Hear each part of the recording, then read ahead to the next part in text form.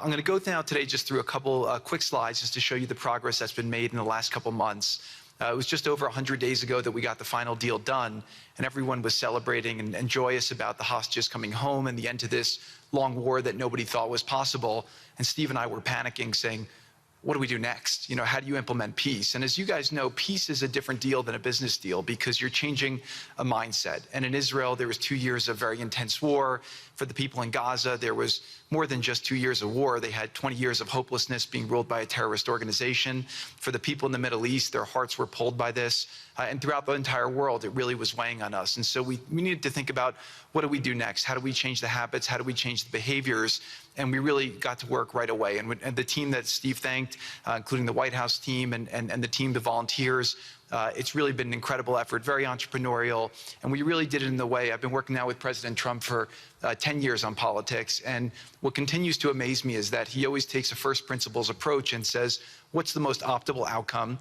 Aim for that. Whereas politicians are always focused on the downside or what could go wrong or how to make it a little bit better. He always says, aim for the best possible and do your best to get there. And if everyone thinks it's impossible, that's even more reason why you should aim for it. And so really thank you for the leadership and the inspiration for doing this. And I think you'll see today we've achieved more than thought was possible. And our ambition is still to go for something, I think, better than most people think is possible as well. So let's see if these things work. They never usually work. Good. So quickly, I'll go through this 2-year war, 90,000 tons of munitions. There's over 60 million tons of rubble there and tens of thousands of fatalities. Through the ceasefire, we were able to get to through the 20-point plan, ceasefire, release of hostages. Getting the UN resolution passed was a huge, huge effort, really thanks to Mike Waltz and the whole team there. They did an incredible job. And we've then, with the help of the UN, we've worked very, very well with them. This is why you need a new organization like the Board of Peace to work with the UN. I want to thank Tom Fletcher, did an incredible job of really getting it going. We've done historic humanitarian aid. Going forward, number one thing is going to be security. Obviously, we've been working very closely with the Israelis to figure out a way through de-escalation. And the next phase is working with Hamas on demilitarization, which I'll talk about in a second.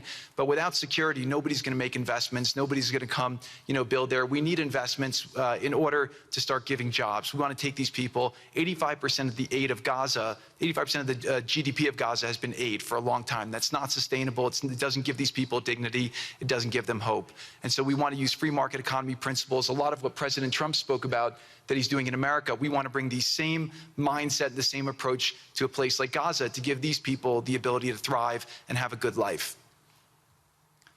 Let's see.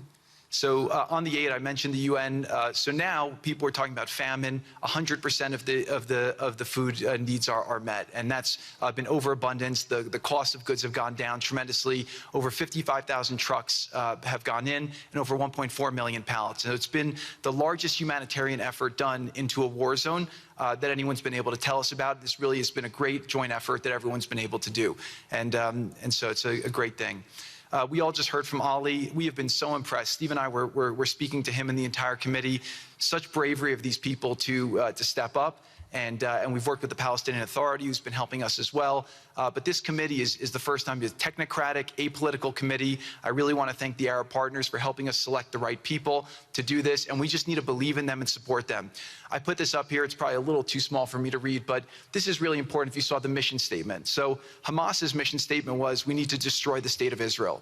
That has not worked well for the people, as we've seen. Their mission statement is, we are committed to establishing security, restoring the essential services that form the bedrock of human dignity, such electricity, water, healthcare, and education, as well as cultivating a society rooted in peace, democracy, and justice, operating with the highest standards of integrity, transparency. So these are the basic things. Their goal is to have peace and to help their people, which is an obvious mission statement for a government, but actually fairly novel for Gaza. So we did a master plan. We brought in, I thank Yakir Gabay, who's one of the most successful real estate developers and brilliant people I know. He's volunteered to do this, not for profit, really because of his heart. He wants to do this. And we've developed ways to redevelop Gaza. Gaza, as President Trump's been saying, has amazing potential. And this is for the people of Gaza. We've developed it into zones.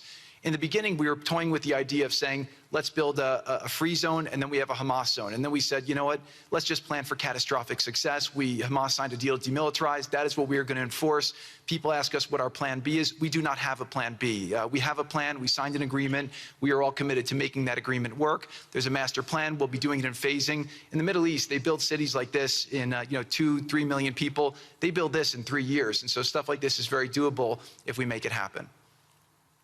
Rafah will start with. This will show a lot of workforce housing. We think this could be done in 2-3 years. We've already started removing the rubble and doing some of the demolition. And then New Gaza. It could be a hope, it could be a destination, have a lot of industry, and really be a place that the people there can thrive, have great employment.